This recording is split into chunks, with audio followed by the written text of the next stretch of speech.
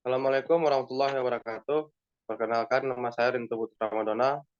Di sini saya akan menjelaskan materi yaitu dimensi arousal, tipe-tipe motivasi pengaruh arousal terhadap penampilan motorik. Ini adalah tugas belajar motorik lanjutan. Baiklah, langsung saja ke materi yang pertama yaitu adalah pengertian arousal. Arousal adalah suatu fenomena aktivitas berbagai organ tubuh yang terjadi pada seseorang yang dipengaruhi oleh kegiatan psikologis dan fisiologis. Dalam dunia olahraga, aktivitas fisiologis yang dialami seorang atlet ketika menghadapi suatu pertandingan akan eh, merupakan sinonim dari kata drive, activation, redness, dan excitation. Uh, yaitu syarat untuk mencapai penampilan yang optimal dalam dunia olahraga. Arousal merupakan suatu istilah yang menunjukkan peningkatan aktivitas sistem saraf simpatis. Selanjutnya yaitu uh, motivasi.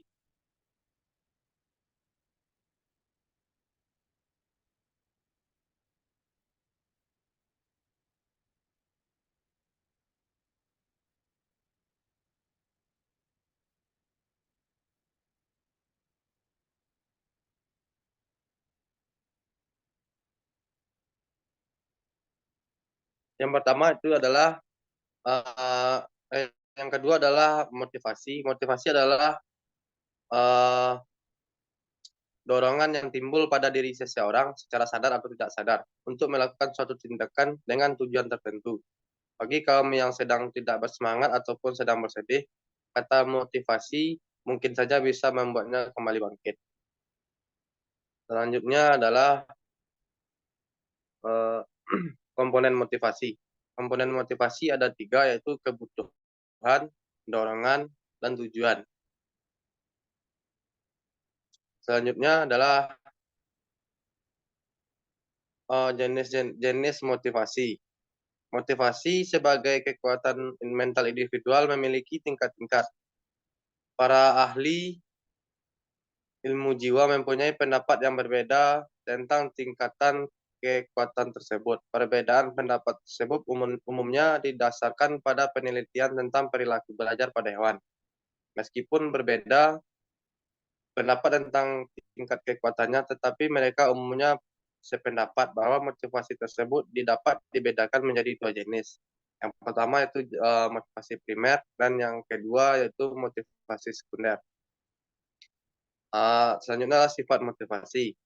Motivasi seseorang dapat bersumber dari dalam diri sendiri, yang dikenal sebagai motivasi eksternal, dan yang kedua dari luar diri sendiri, yang dikenal sebagai motivasi eksternal.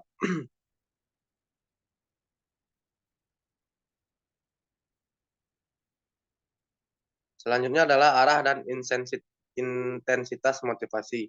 Motivasi didefinisikan sebagai faktor internal yang menimbulkan dan mengarahkan perilaku seseorang. Martens membedakan intensitas dengan arah perilaku dengan mengemukakan suatu analogi perilaku manusia dan perilaku mobil. Ia menyatakan bahwa satu dimensi dari perilaku mobil ialah kecepatan yang diatur oleh mesin, sehingga kecepatan dapat dipertinggi atau dikurangi. Intensitas kegiatan mesin diistilahkan dengan revolusi per menit, dan intensitas manusia diistilahkan dengan tingkat gairah seseorang. Bahwa dimensi intensitas atau gairah motivasi dalam penampilan motorik yang kritis telah ditunjukkan oleh penemuan riset.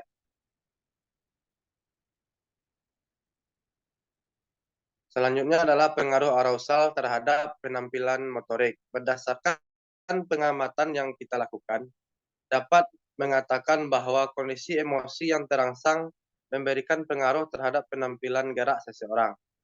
Tak diragukan atau paling tidak hanya sedikit kesaksian kita bahwa kondisi emosional itu mempengaruhi kemampuan seseorang untuk belajar keterampilan. Namun yang dipersoalkan hingga taraf mana keadaan terangsang itu memberikan pengaruh positif. Kesimpulannya adalah Sebagai kekuatan mental, motivasi dapat dibedakan menjadi dua jenis, yaitu motivasi primer dan motivasi sekunder. Adapun sifat motivasi dibedakan menjadi motivasi internal dan eksternal. Di samping itu ada ahli yang membedakan adanya motivasi intrinsik dan ekstrinsik. Maslow misalnya mengakui pentingnya motivasi intrinsik dan ekstrinsik. Bagi pembelajaran motorik, adanya pandangan beberapa ahli yang menekankan segi-segi tertentu pada motivasi tersebut, justru mengisyaratkan agar guru bertindak taktis dan kreatif dalam mengelola motivasi belajar motorik. Motivasi belajar dihayati, dialami, dan merupakan kekuatan mental dalam belajar motorik.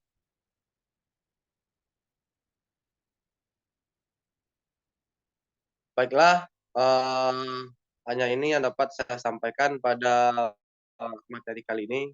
Kalau banyak salah, saya mohon maaf. Assalamualaikum warahmatullahi wabarakatuh.